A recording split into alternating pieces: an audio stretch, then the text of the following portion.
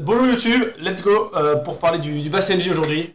Une race très cool, vous allez voir. Toujours en live, toujours sur Twitch, toujours le lien dans la description, donc n'hésitez pas à la regarder, ou même la vidéo sur le Sharpei aussi.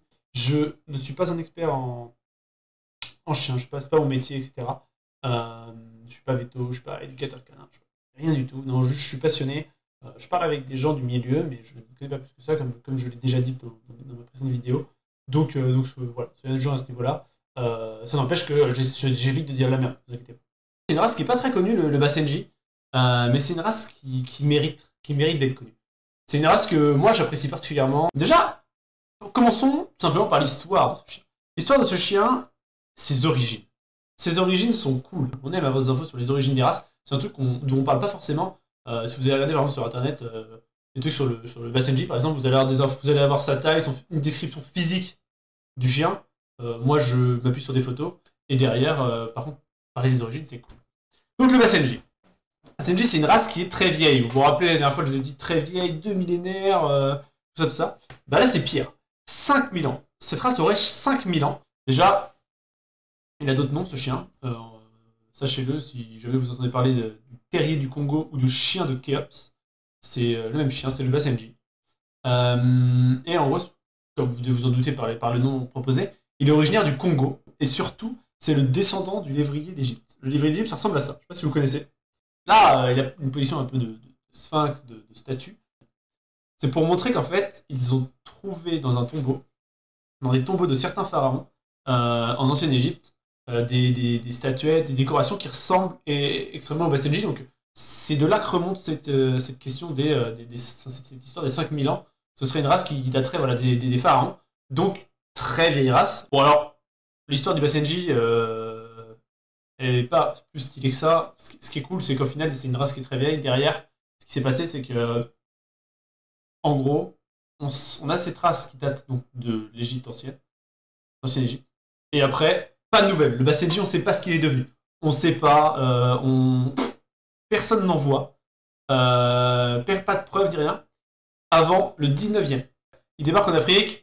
Ils vont dans les forêts, machin, et ils voient des tribus locales, simplement, qui ont ce chien. Déjà, ils trouvent un nom au Basenji.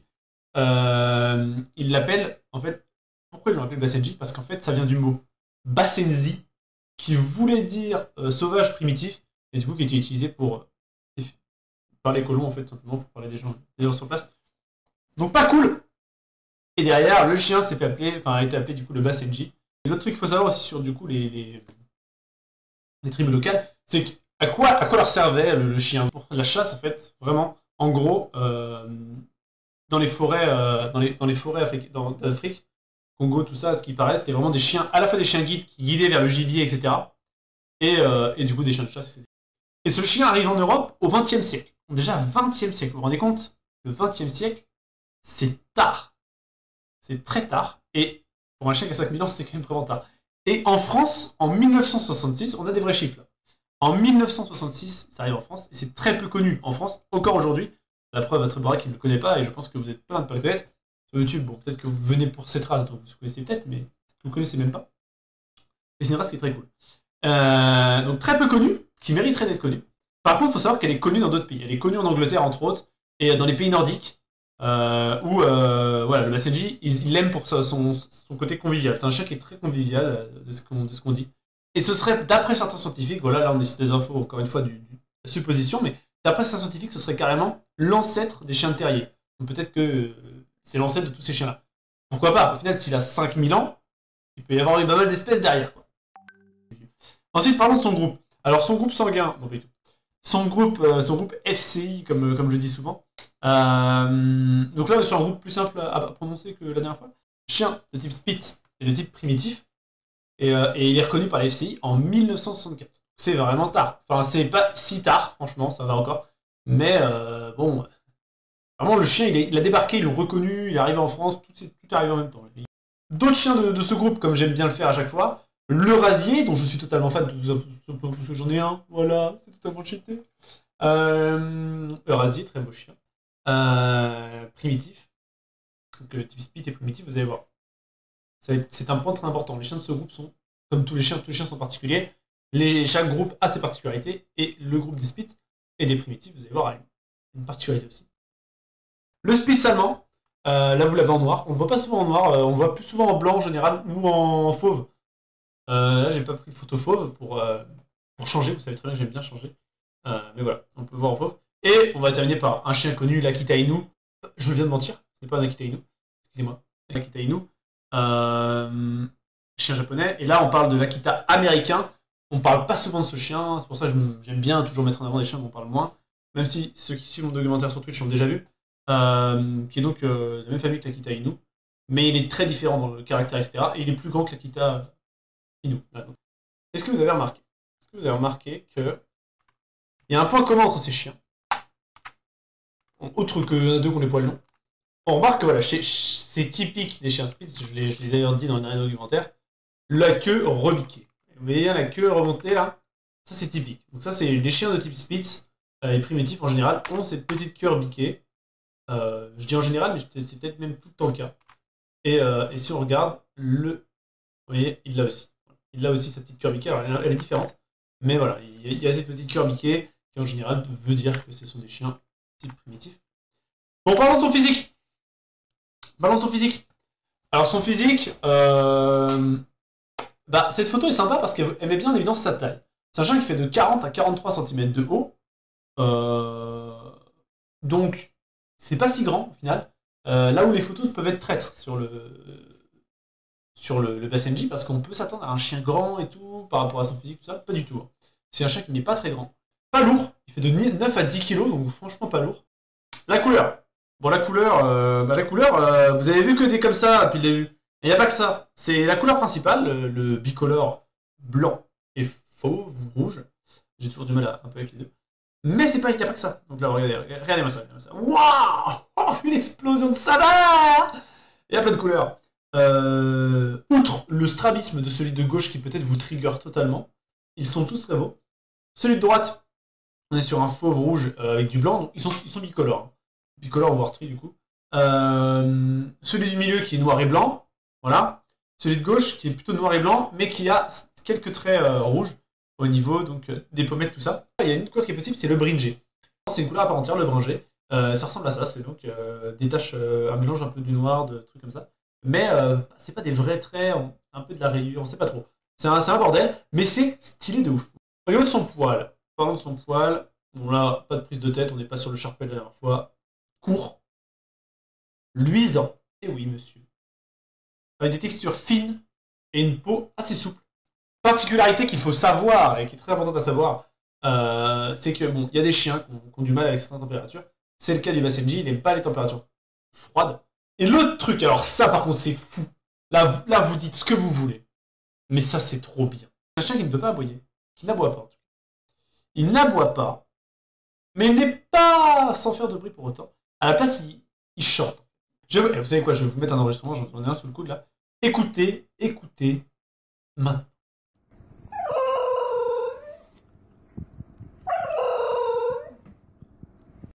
Parlons de son caractère maintenant. Le caractère de ce chien, qui est un chien qui est affectueux. C'est un chien qui a besoin de se dépenser, il a besoin de courir, il a besoin de se donner un peu là. Il se méfie un peu des étrangers, voilà.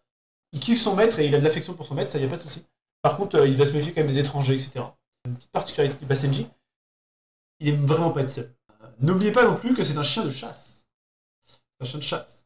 Qui dit chien de chasse, dit quand il y a un oiseau qui passe, il va peut-être vouloir le courser. Quand il piste des odeurs, peut-être qu'il va les suivre, etc. Donc c'est un chien de chasse. Et du coup, qu'est-ce que ça entraîne? Ça entraîne ça, donc il peut avoir ces problèmes-là. Il peut aussi avoir le problème que quand il poursuit quelque chose, qu'il court après quelque chose, vous allez avoir plus de mal que les autres chiens à lui dire stop, arrête, viens vers moi. C'est un chien donc, primitif, comme je disais tout à l'heure, donc il est un peu têtu, voilà. Donc l'éducation n'est pas si simple. Donc lui apprendre des tours de ouf, ça va être plus dur. Ça va être plus dur, c'est toujours faisable, mais ça va être plus dur. Ça reste un chien très intelligent, attention. Et en fait, c'est pire, hein, pour un chien qui a un caractère comme ça. Parce que du coup, si t'es capable de te dire ouais, mais là ça sert à rien, là je le fais pas, c'est chiant. C'est encore plus chiant. Comme tout chien de chasse en particulier, etc., il s'entend très bien avec les autres chiens. Bon, la meute, regardez-moi cette meute. Il y en a un seul, le pauvre, il y en a un seul qui est pas comme la même couleur que les autres. Il est dans le fond, le pauvre, il est noir dans le fond. Et là, réalisez la taille. Réalisez la taille que fait un BassNG en vous disant que là, ils sont sur une table de camping. Pour qui? Pour qui le BassNG?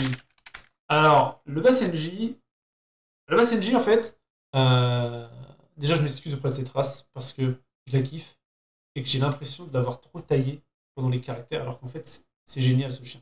Là, dans pour qui je vais pouvoir en parler un peu plus. En gros, il y a 2 points qui sont compliqués chez le BassNG, et ces 2 points sur lesquels d'autres chiens peuvent avoir les mêmes problèmes, il faut juste les bosser.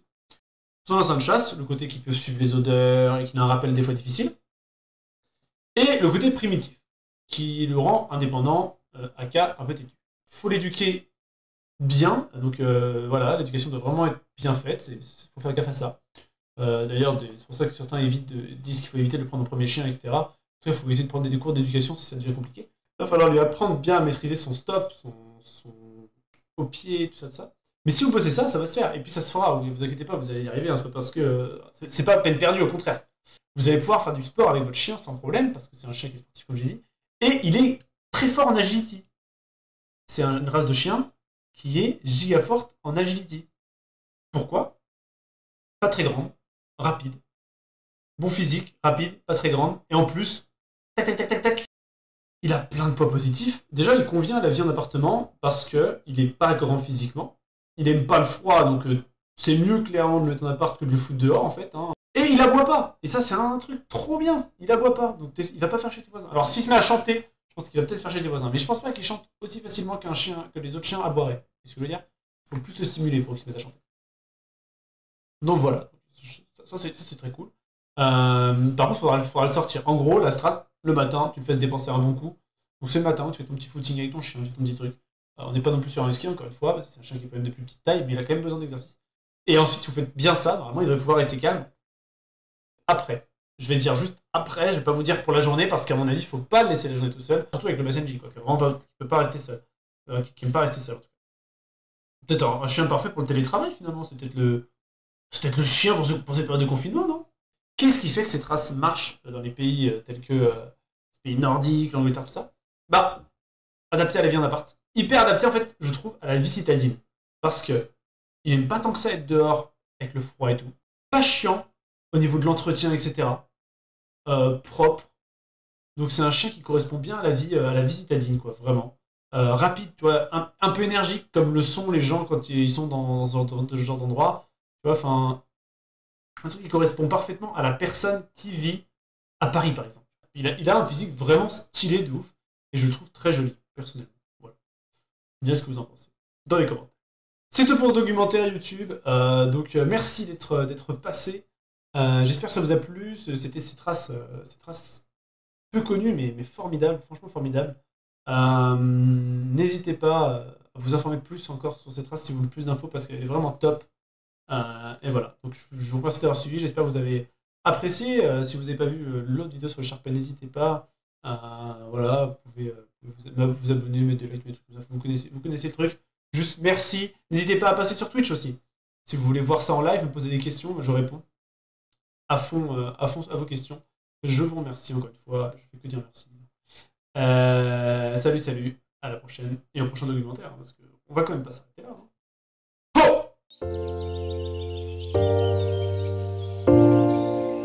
I feel good!